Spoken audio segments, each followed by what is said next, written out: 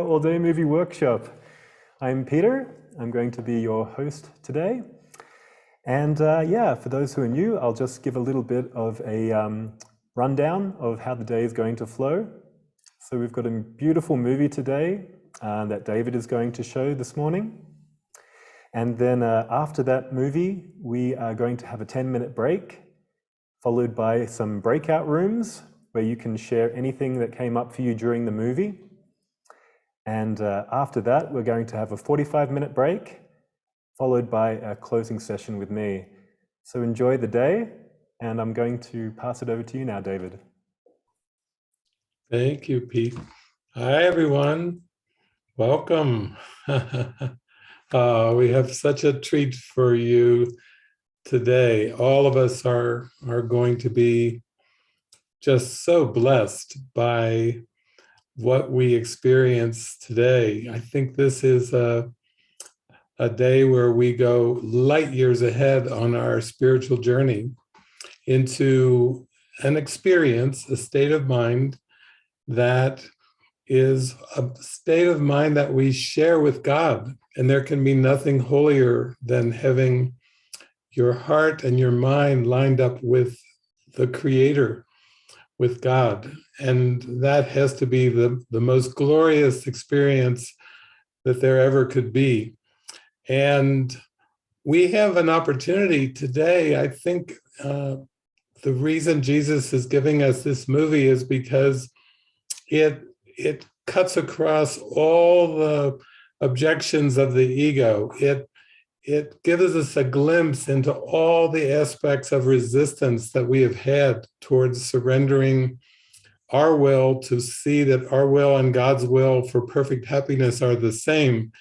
And it shows us aspects of the ego that we've guarded and we've protected and we've tried to keep, even though it brought us misery and suffering and sadness and hurt. I know it sounds ridiculous, but Jesus tells us the secret of salvation is but this: you are doing this to yourself.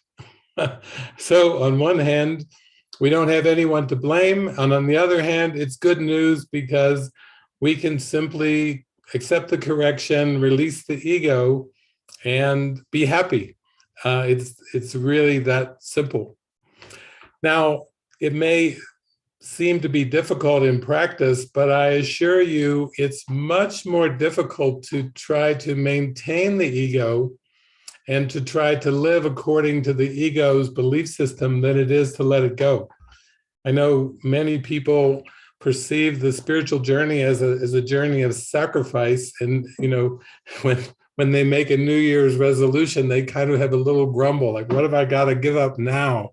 What now? What next? As if it's a journey of sacrifice, and you have to keep sacrificing every year until you make the ultimate sacrifice of time and space. So you've got to, oh my God, he wants me to give up linear time now. When does it end? But actually, it's not a journey of sacrifice. When we open our hearts up and we open our minds up, we start to realize that we've had everything inside of us all along, and we just had kept it hidden and denied from awareness. And once we let it up into awareness in its glory, in its fullness, then we just realize with one little sigh, oh my God, I was so mistaken about everything. That's the little sigh at the end, a little whimper. Oh, gosh, I was mistaken about everything. I wasn't correct about one thing on earth. I wasn't correct about one thing in time and space. I was completely mistaken, absolutely completely mistaken about everything. And of course, when you're that mistaken about everything, you're clueless. And when you're clueless, you are happy because you cannot understand this world and you cannot ultimately understand time and space, but you can forgive them. And that's what A Course in Miracles is teaching us how to do, how to practically trust in God, follow guidance, let go of the ego, let go of attachments, let go of judgments, not because we're trying to be special or good or right, but just because judgment is not something God created. So when we try to judge, when we try to have opinions, we're trying to hold on to something that God didn't create and doesn't even know about.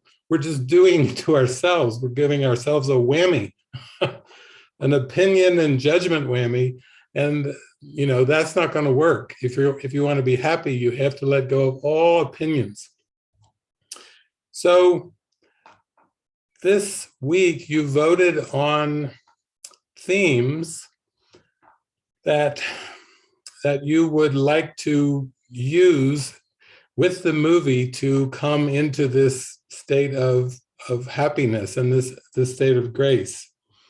And also, when I was praying about the movie, I was really open. I always like to keep the movies very relevant to what everybody's going through and experiencing.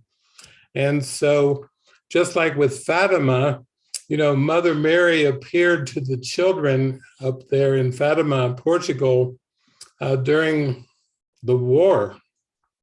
It was a very gruesome war going on in Europe, and Mother Mary appeared in all dressed in white. And I love that. Don't you love that? Out of all the centuries, Mother Mary is given to make an appearance. It's in Europe during the war, during the World War. You see how beautiful that was? She came to the children and asked everybody to pray for peace. And wasn't that practical during a world war in Europe to have Mother Mary appear and say, please join me and pray for peace? So I know a lot of you have been following the news, and some of you live over in Europe and the Middle East, and people who live all over the world are quite concerned about some recent events during the past week over in Ukraine. And this is perfect. This is how Jesus helps us. He gives us a movie, and he's going to give us commentary to help us deal with the scenes that we're perceiving around the Ukraine situation, we'll call it, the invasion of Russia coming down into parts of Ukraine, into many parts of Ukraine. And people sometimes say, I'm into God and I'm into spirit, and I really want to practice the Course, but it gets intense when I'm watching the news and I'm watching bombs going off, or I'm watching bullets flying. I'm watching scenes of bloodshed, scenes of armored tanks. I go through my practice with the Course, I do my prayers, but I really would like to go a lot deeper, because I really would like to know, are prayers answered? How can I best help myself and the whole world? How can I best help all my brothers and sisters in the most helpful way? And I think sometimes when we have a scene, when we see what seems to be war scenes, we really, this is the time where we really get to see what our belief system is. We really get to take a close look at our thoughts. As we're watching the images, we really get to watch what our thoughts are. Some of you who are practicing the workbook lessons of the Course in Miracles, if you started on the first day of the year, January 1st, it's a review section right now, but basically I was looking at some of the review thoughts recently these last few days. And one of them was, my attack thoughts are attacking my invulnerability. That's an interesting review lesson to have while there seems to be an invasion of a country and a war, outbreak of a war during a pandemic in 2022, and then synchronistically to have my attack thoughts are attacking my invulnerability. What does that mean? Well, Jesus is basically teaching us in the Course that we are spirit, and when we identify with spirit, when we identify with the Christ in us, when we identify with the light, when we identify with the kingdom of heaven, that is our strength. That is our invulnerability. And to the extent that we identify with the ego, which is a make-believe false self, with the ego, which in Christian terms is Satan, not the best use of your mind to say, here, Satan, wreak havoc on my mind. That is not the best use of prayer, I will tell you. I would not advise that. Basically, when we give our mind to fear, when we give our mind to the ego, which is a death wish, then we identify with the body and we identify with all the bodies. We don't just identify with one body, we identify with all of them. And when some of them start getting shot and killed and bombed, we don't feel good because of the ego identification. The ego, it can feel afraid, it can feel hurt, it can feel angry, it can feel shattered, it can feel rejected, it can feel abandoned. But our mind experiences these emotions when we identify with the ego. That's why we're all here having this beautiful Mary Magdalene movie today with Jesus's commentary coming through to help us in the most practical way. This isn't about shutting your eyes and trying to blind yourself to world events. This is actually start taking a close look at what do I think and what do I feel? And underneath that, I would say, what do I believe? Some of you have seen my levels of mind diagram. It's the belief that's under our thoughts. It's the belief that's under our emotions. It's the belief in the ego that is disturbing to our peace of mind. And here we are, we're here to learn from Jesus today. We're here to learn from Mary Magdalene today and the apostles. Many times over the last 36 years, I mean, I've traveled all over the world many times over, and people will ask me a lot of questions. And I have been traveling during different seeming outbreaks of wars. Believe me, in the last 36 years, there's been a few wars on planet Earth. and I've been out and about globetrotting during these outbreaks of war. But if you go a little deeper into the situation for healing, a lot of times people will ask me, David, do you think the world is getting worse? Or do you think the world is getting better? And I said, well, it's a projection of the ego. And so as a projection of the ego, it's an illusion. And there are no better or worse illusions. So my answer to everybody is the world getting worse? No, it's not. And is the world getting any better? No, it's not. It's a mirror. So it's a reflection of consciousness. It's just a reflection of consciousness. When you heal, when you forgive, you see the world differently.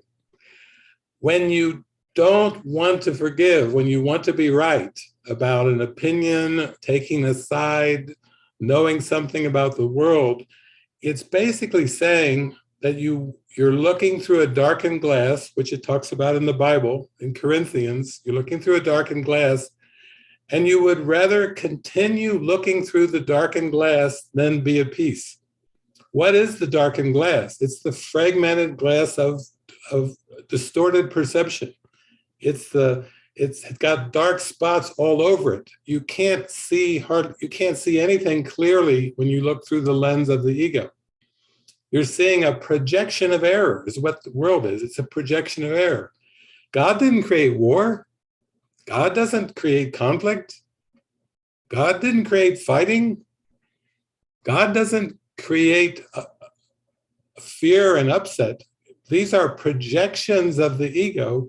And let's make no mistake, this cosmos and this world is a projection of the ego. Some of us, of course, we read the Bible when we were growing up. Some of us grew up as good little Christians, and we read Genesis, right?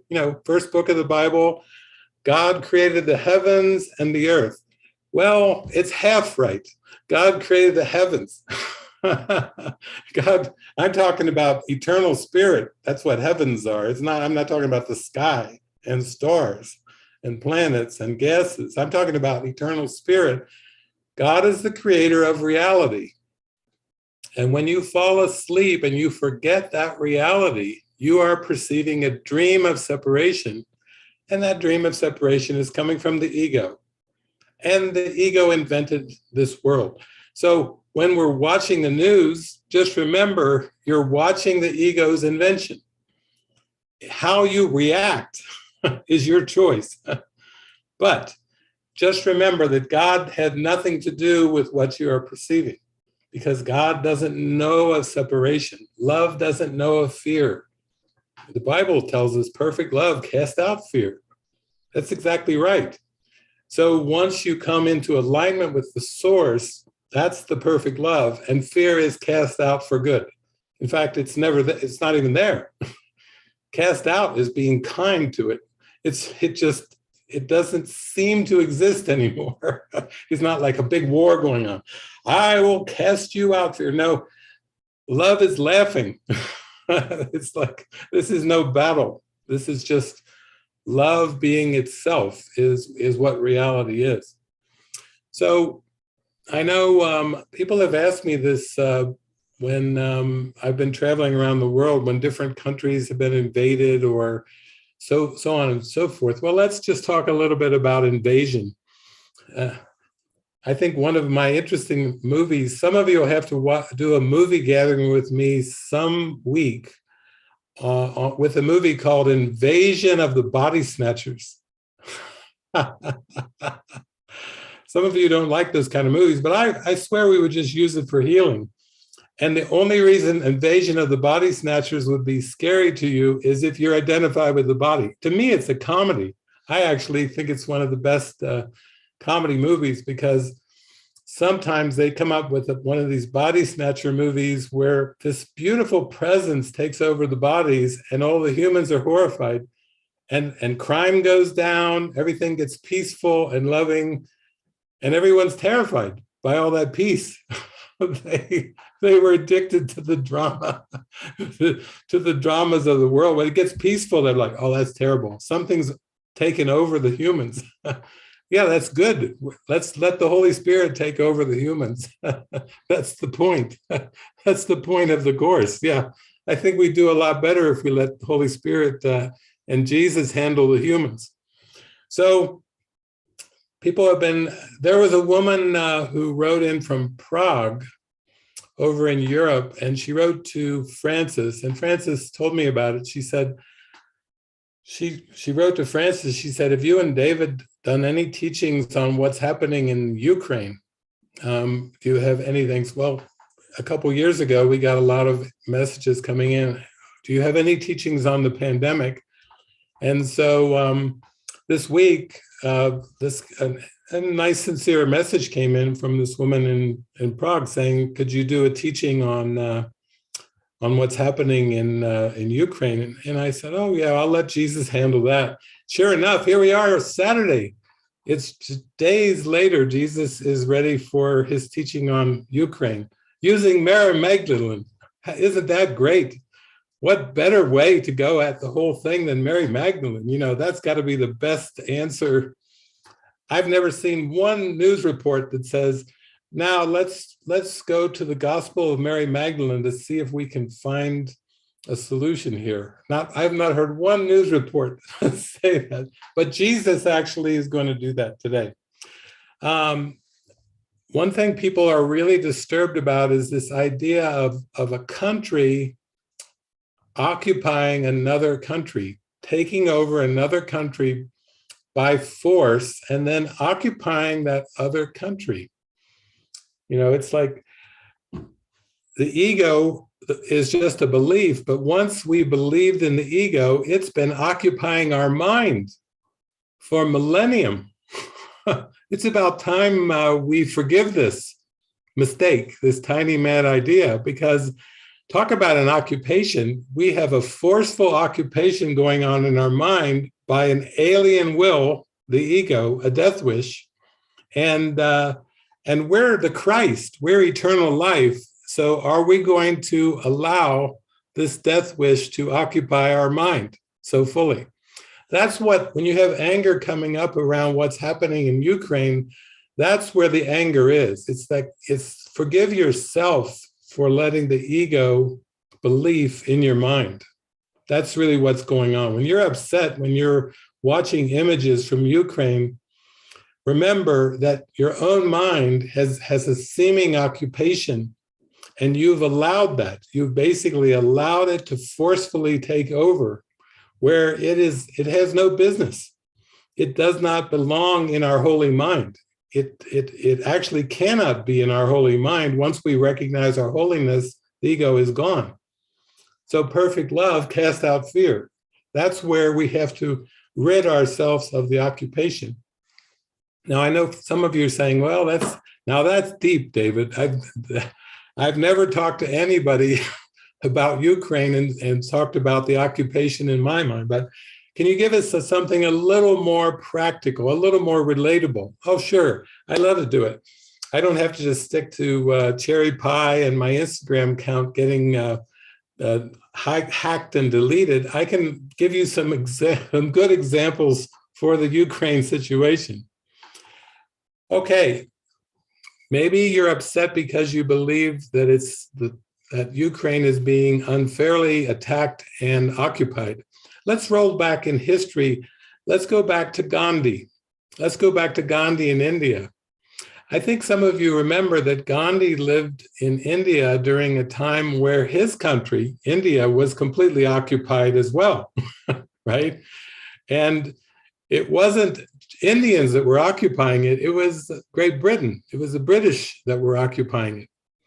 And Gandhi, a lot of you have ever read his autobiography or you've watched the movie Gandhi, you know that part of his mission after he came back from South Africa was to set his country free from occupation.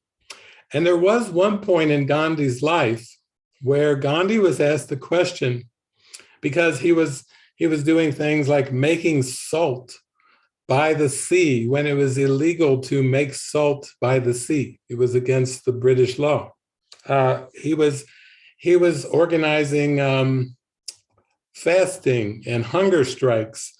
He was organizing non-resistance as a power to free India. And one time someone asked Gandhi, they said, Gandhi, are you a saint trying to become a politician? And Gandhi just smiled and said, oh no, that's backwards.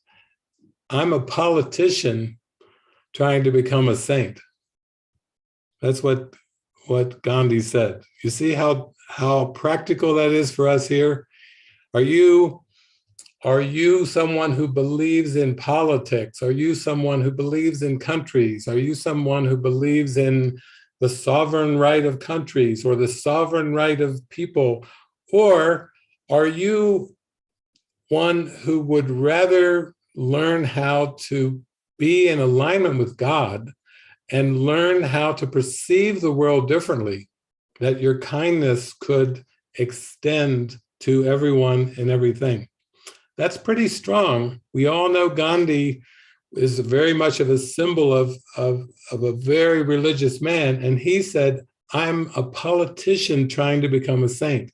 That's right. Gandhi, he knew about Ramana Maharshi. He knew about Paramahansa Yogananda. He knew Vivekananda. He knew the saints were so deep into their love of God that they transcended the ego politics and drama, the ego perceptions of the world. He knew that his soul needed to be free. It actually wasn't India. It was his soul. And this is where the teachings of Jesus are so deep, because Jesus came and he came to free our soul. He came to free our mind, our sleeping mind, from the ego belief in time and space. Jesus came to remind us we have a spiritual kingdom. He came to remind us that we never really needed to get angry, because there was never a good reason for anger. because we were never mistreated. We were just perceiving our own belief system, ego belief system, and then we were reacting as if something external to us was doing it to us. And Jesus is saying, no, no, that's not the case. The secret of salvation is you're doing this to yourself. So, great example, Gandhi, he used peace, nonviolence. He used his time to communicate.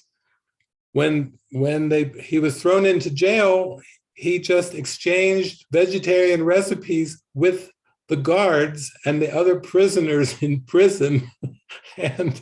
and he wrote most of his writings, he wrote while he was in prison. Now that's a politician trying to become a saint. That's a good way to move towards recognition of who you are, is to use your time in alignment with the Spirit. He was not even unhappy when they arrested him, because what he was writing was what was declared to be sedition, was declared to be against the government. And then he said, if this, what I'm writing about equality, about nonviolence, about love, if that's against the law, here, take me. You can put me in prison. I would rather continue my writings in prison than to change and try to believe in an upside down world. So Gandhi is a great example. But let's roll the clock back. Let's go back to the time of Jesus, because Jesus and Mary Magdalene lived in Judea.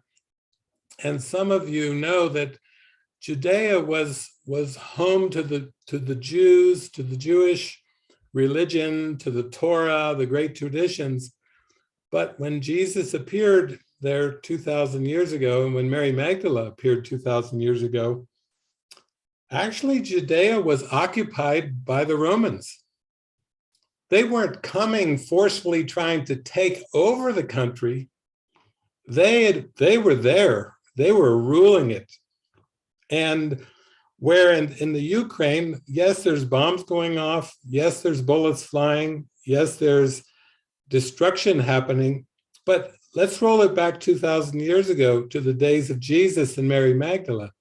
The Romans ruled the whole area. They were the governing force.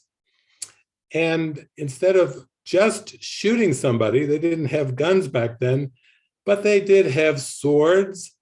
And they would crucify people upside down. They would stick them on a cross and let them hang upside down and bleed to death for days. So when people say the world is so barbaric, it's never been so barbaric. No. Let's see. Jesus and Mary were here with us at a time when there were upside down crucifixions. So everything that we're perceiving now is really nothing new. When someone's talking about the news of what's happening with Ukraine, they have to realize this is the things of time and space. This is the ego's world. This ego world is barbaric because the inventor of the world is barbaric. This world is a world of sickness, death, pain, and suffering because the ego invented all of those things. God didn't create sickness, pain, suffering. God has nothing to do with these things. It's the ego belief that is projected out this world. And that's why in the workbook of A Course in Miracles, Jesus says, when I am healed, I am not healed alone. It's a perceptual problem. Looking through a darkened glass is a perceptual problem. So it may seem in your lifetime, the hardest thing you will ever do is just one tiny thing, and that's to admit that you have a perceptual problem. So I want all of us today to join together in being willing to admit it's a perceptual problem. It's a problem with the lens that we're looking through. And it's a problem in looking through the body's eyes and the five senses, because God didn't create the body or the body's eyes or the five senses. We have a perceptual problem. Now, that is going to be the most spectacular thing you will ever do is just to admit that you have a perceptual problem. But what does that mean? It means that you have to admit you don't have financial problems, you don't have body health issues, you don't have emotional, psychological issues, you don't have other kinds of problems. A problem that your cat left a little doo-doo on your kitchen floor. No, it's a perceptual problem. The problem of Russia invading Ukraine. No, it's a perceptual problem. The problem of the pandemic. No, it's a perceptual problem. You see, the ego made the world so that problems could not be solved. If you're perceiving the problems where they aren't, it would be like going to a movie theater and walking out of the movie saying, I don't like it. That movie is too violent for me. I'm leaving. And Jesus says in your mind, well, actually the violence is the ego belief system in the mind. And I'm with you to help you undo and forgive this ego belief system. So we're so used to perceiving a world where all the characters and all the places and all the different faces all seem to be witnessing that the dream is real. And Jesus is saying, no, the mind that is dreaming has forgotten that it's dreaming, and now it's playing a character, and now it's perceiving everything around it in a problematic way. It's seeing political problems, it's seeing race problems, it's seeing gender issues, it's seeing all types of diseases and threats, it's seeing economic issues, it's seeing everything as if it's a real issue, but it's not acknowledging that it's a perceptual problem. And Jesus and the Holy Spirit have to wait until you make that admission. As soon as you're willing to admit that you have a perceptual problem, your life is going to get interesting. You're going to have the best adventure with the Holy Spirit. I mean, seriously, really, I'm sincere. If you admit you have a perceptual problem, you are in for the ride of a lifetime. It's going to be as spectacular, as they say in Espanol. You will have a spectacular life once you get out of the driver's seat and you admit, I have a perceptual problem. Because once you admit you have a perceptual problem, then you're going to let the Holy Spirit and Jesus show you the correction. But if you want to be right about all these other issues, relationship issues, economic issues, political issues, redrawing boundaries, whether it's political boundaries or country boundaries, putting embargoes on, putting restrictions on, all these kinds of things that are part of the world, you have to just say, oh my gosh,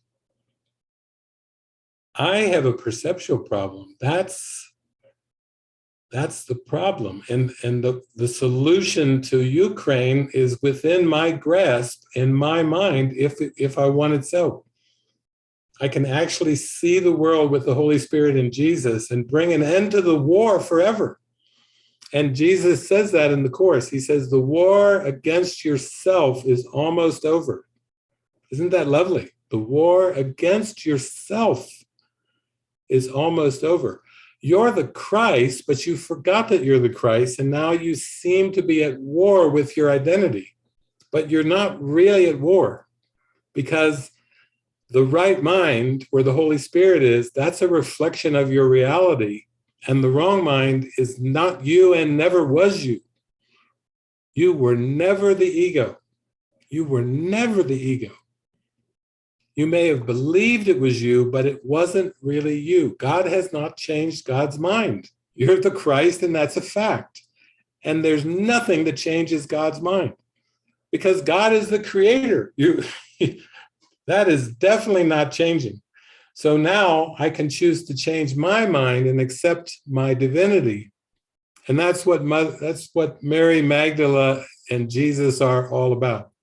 So here are the themes that you voted on this week. This is what you voted on. First thing, letting go of the belief in abandonment and rejection. That's a big ego defense against the truth, the belief in abandonment and rejection. And it's one thing to talk about it, but when you come down to actually taking the steps in your life that are guided and inspired, that will free your mind from ego tyranny, now that's really where the celebration begins. Not that you memorize some passages from a book, not that you become a theologian or that you become a philosopher, but that you actually, just you, your mind, you actually say, oh my gosh, I've been mistaken about so much, and I'm willing to change my mind. So that's how letting go of the belief in abandonment and rejection happens. Now, why is this movie so helpful to us? Is because 2,000 years ago, Mary is just a woman living in a family in the town of Magdala. And so, is that relatable? We all can relate to a woman living in a town. And yet, Jesus and his apostles happened to be passing through and doing some teaching sessions in Magdala. And as much as she's supposed to be just doing her duties as a woman and duties as a family member, she hears about Jesus, and she hears about the apostles, and she is drawn to go and to listen. Now, before she even gets to that point, she is going to have to face the biggest resistances inside of her own house, not out in the world where the Romans are occupying Judea, but inside her house. Her father, in the Jewish tradition, there's the father role, there's the daughter role. There's a lot of expectations, duties, responsibilities tied to the father role and to the daughter role and to the brother role and to the sister role. You know, if you think it's difficult to stop a Russian invasion of your country, you should try letting go of these family roles. Have any of you tried that in your household? It's really in your mind. You're like, wow, this is more difficult than the Russians. Wow, this is sticky stuff. There's a lot of drama, emotion, and that's what Mary Magdala is really going to be facing, because she is called to Christ. She is called to Jesus. She is dissatisfied with the world. She is dissatisfied with many things. She notices in her mind she has different longings, different desires. She notices that she's not peaceful all the time. She notices she's not content. She is wishing sometimes, like, how did I get here? This is intolerable. And so first one is letting go of the belief in abandonment and rejection. It's in the mind, but you have to take a look at all your family self-concepts. You have to take a look at your brother, sister concepts, and even your affiliation with Judea or with the town of Magdala. You know, when Jesus calls, when the Christ calls, it's calling us away from earthly thoughts, from egoic thoughts, and from egoic associations and affiliations. That's part of the guilt, is the specialness of believing certain people in certain places are more important than other people in places, you know. And believe me, family, biological brother, sister, biological parents, aunts and uncles, nieces and nephews, you know what I'm talking about. That is so sticky that it's like a nuclear reaction when you try to loosen your mind from that. You know, it's intense. Yes, it's intense in Ukraine, and it's intense in your mind, because Ukraine is just a reflection of the mind. So what's going on there is just reflecting the intensity of letting go of the past. letting go of past association, and let your mind be born again new. That's what the resurrection is. It's being born again in the present moment. It's being born again in the holy instant. It's not about being born again in a worldly sense, in a reincarnational sense. It's being born again into light, which is just a recognition of the light that you are. Okay, the second highest votes for the themes is vigilance for all encounters to be holy. All encounters to be holy. So basically, Mary Magdalene, she's got encounters with her family members, with her father. Her mother died when she was quite young. She has encounters with Jesus. She has encounters with the apostles. And when she leaves everything behind to follow Jesus, she definitely has encounters around Judea with the women and men, mostly Jewish women and men, but others. And of course, even a Roman soldier. She will have a moment in this movie where she just looks right into the eyes of a Roman soldier who is on his horse. And that is the second theme, vigilance for all encounters to be holy. That's right. Even when you're looking into the eyes of the Roman soldier who's clad in the Roman war garments and the helmet and everything that's part of that, when she looks into the eyes of the Roman soldier, the purpose has to be the miracle. The purpose has to be holiness, seeing no enemies, seeing you are one with me. We are the same self. You see how deep this goes. So this can be a good practice when you're watching the news and you are seeing soldiers, whatever they're wearing, whatever they seem to be doing, whatever their behaviors seem to be, you have the power in your mind to join with their holiness and to find your own. That is the purpose of a war scene. Is to number 2, vigilance for all encounters to be holy. Even if you're watching the news or you're seeing videos on the internet, your purpose is to be the light of the world. Your purpose is to join in the truth of holiness. And that's why when Mary appeared in Fatima, she was just telling the students, the children, and all the people there that came to pray for peace. She was asking them to join in holiness. The third theme is facing disorientation along the spiritual journey. When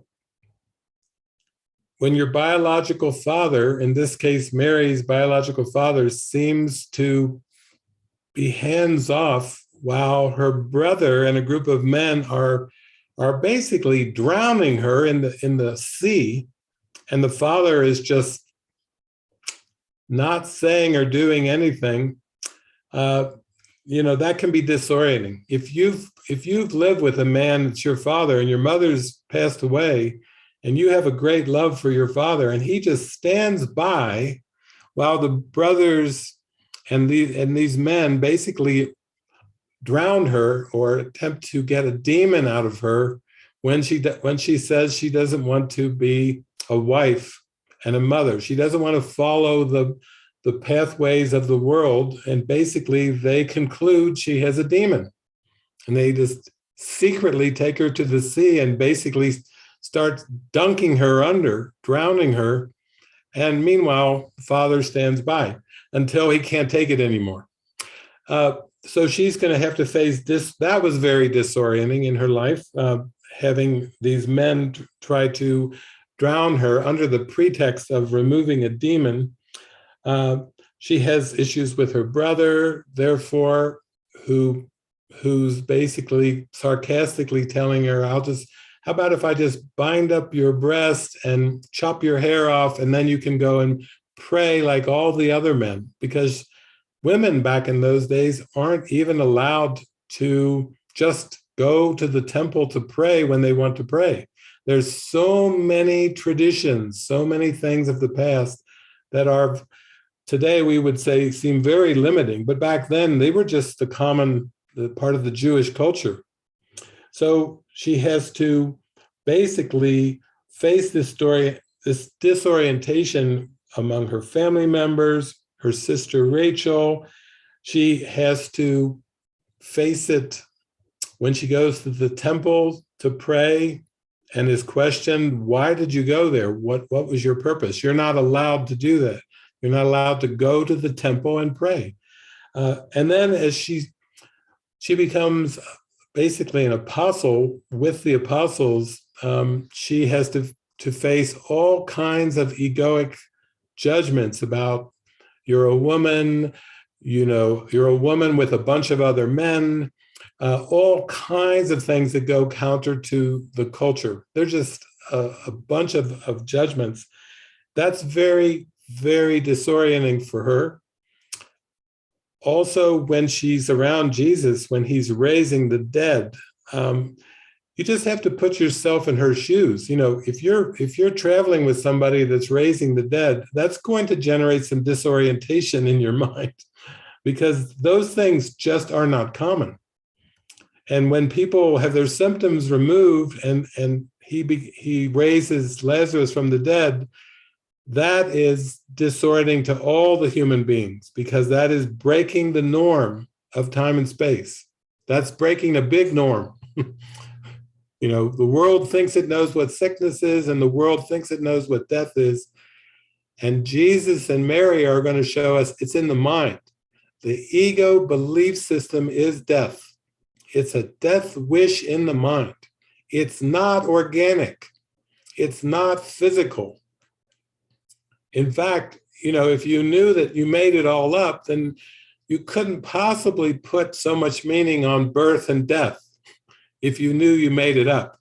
If you knew it was a theater, wouldn't you be more interested in escaping the death belief in the mind than mourning the death of the body or celebrating the birth of the body? You see, the humans have no understanding of the context of how deep this goes. It took 2,000 years to get A Course in Miracles into this realm. And we've had the Advaita Vedanta, we've got the Bhagavad Gita, we've had a lot of really good non-dual teachings throughout the world, in China and India.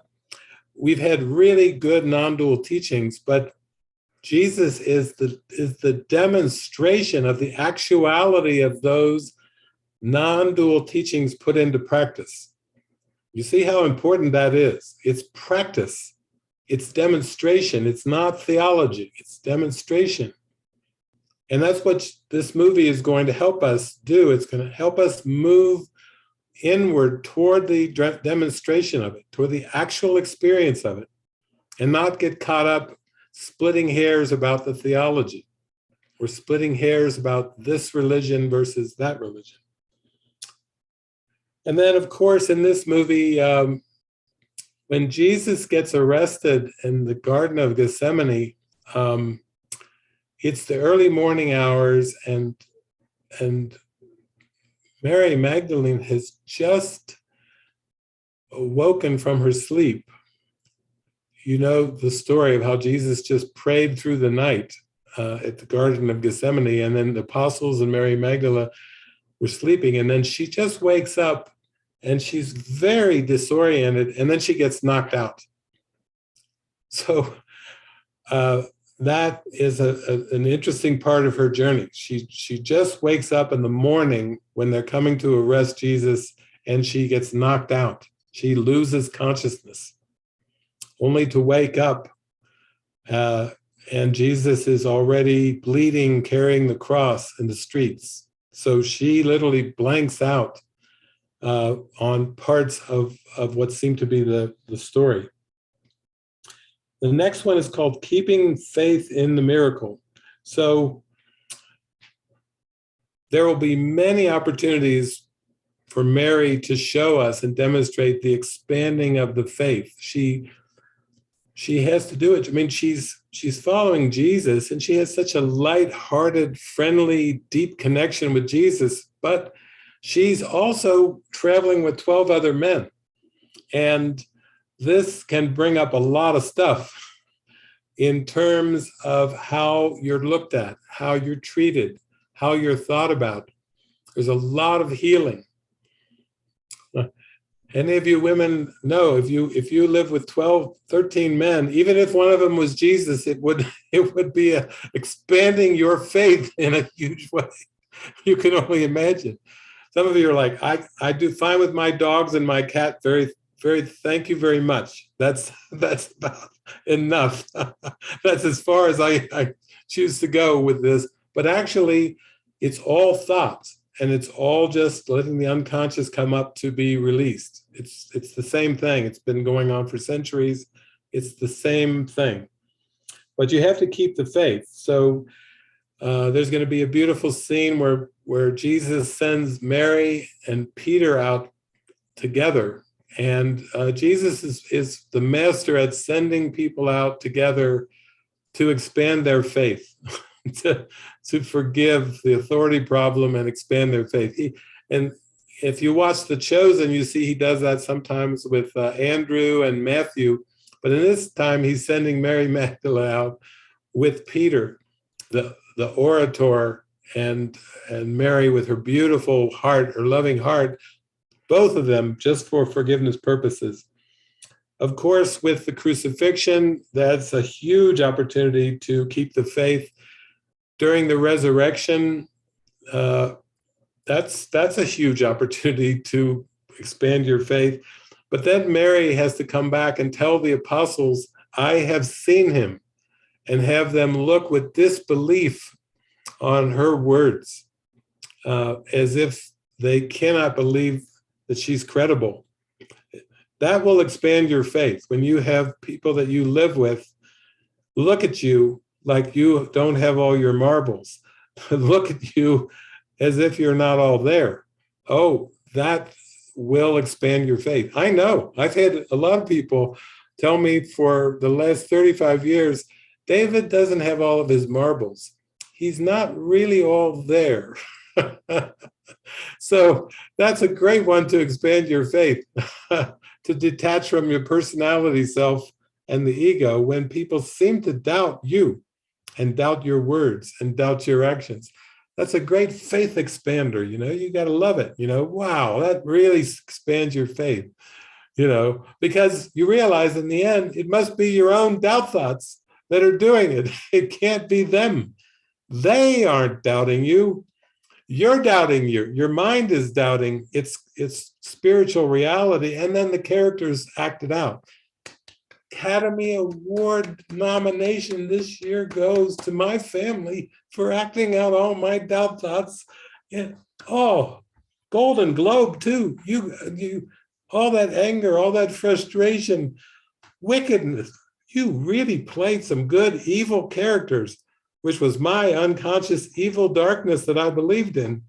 Academy Award, standing ovation, best actress, best actor. You see, we have to get to that point where we don't take it personally. We just start to realize they did us a favor to help us get in touch with what was going on in our mind. We should really appreciate their acting ability because it helped us. It seemed very real, but it actually helped us get in touch with what was going on in our mind. Oh, you played a really good sick one too. Yeah. And the death scene, that really looked real. And the whole coffin thing and, in the cemetery, I mean, you really played that one out really good, Academy Award, posthumous Academy Award, doesn't matter. You still get the award. It's just beautiful. Okay. And finally, I am worthy of consistent effort. Jesus says in the Course, beware of the shabby ego belief that neither you nor anyone else is worth consistent effort. But I am worthy of consistent effort. Well, I can't think of two better characters in all of history to teach us I am worthy of consistent effort than Jesus and Mary Magdalene. Those two Oh, wow. In case we missed it, here we're going to see every scene. They have to come tap into their worthiness of God's love, tap into the love of God. Every single scene they go through seems to be a challenge, egoically. And they keep stepping up to the plate. They keep stepping up into the next scene, demonstrating faith, demonstrating trust, demonstrating the willingness to expand our faith, to really come to know God's will. This is huge. These characters that played Jesus and Mary Magdalene. It's just really an honor to go watch this together, because they're doing it for all of us. They're showing us the way. It's truly the epitome of being a way shower. So I think that is probably the setup I can give you for right now. It's going to be a very mystical movie. And I think right now there's been a lot of prayers for help and healing in what's happening with the world situation, what's happening in Ukraine, what's happening in the pandemic, what's happening economically. Seemingly all these things that are going on is just our opportunity to accept the correction in our mind. And the more that the world seems to intensify in terms of these, I'll call them distractions, this is where you really have to be vigilant for God. When the ego is trying to get you to salute one of these distractions, when the ego wants your allegiance to jump on an opinion for or against something, remember that your Christ self is in there saying, come into me, find the peace within. Bring peace to the world by finding the peace within yourself. That is the answer. It's always the answer. Find the peace within. And all the great mystics and saints, they knew that. They all knew that they had to find it on the inside, that they tried and tried and tried to change the world. But in the end, it's Jesus's words in A Course in Miracles, seek not to change the world, seek rather to change your mind about the world. How else can the meek inherit the earth? How else can we be defenseless? How else can we turn the other cheek in the face of whatever appears to be happening? When someone seems to betray us, Jesus is inside our mind saying, here, let's together pluck the belief in betrayal from your mind. Let's pluck the belief in rejection from your mind. Rejection, betrayal, conflict, competition, war, these are not concepts that belong in your holy mind. You are a creation of God, and nothing can change your innocence of being created by God. The ego cannot prevail against the truth of our reality. So with that, let's all join in and watch the story of a woman living in Magdala who happens to come in contact with Jesus. And the beautiful thing is, before she goes to hear Jesus speak publicly, before she goes to listen to him in a public forum, she goes through this experience of basically almost being drowned by her brother and a group of men. And she shuts out everything and everyone. She becomes so darkly depressed about the world that she becomes completely despondent. She just lays there. She doesn't even speak. And guess who comes right into her house, right up to her as she's laying on the floor, right when she needs it the most, not out at some public forum speaking by the water. Jesus comes right into her house and kneels down right by her. Oh, does God love us in the darkest hours of our life, where we feel suicidal, where we feel we don't want to go on, where we feel we just want to shut it out. What a beautiful scene of hearing this beautiful voice. She even has her eyes closed and she hears this soft, gentle voice in her room. And that is what Jesus wants to do with all of us. He wants to come into our mind, come into our lives, come right into where we believe we are and reach us and lift us up where we truly are, into that love and light. So enjoy the movie, and I will be with you always through this movie, even unto the end of time. It's true. Okay.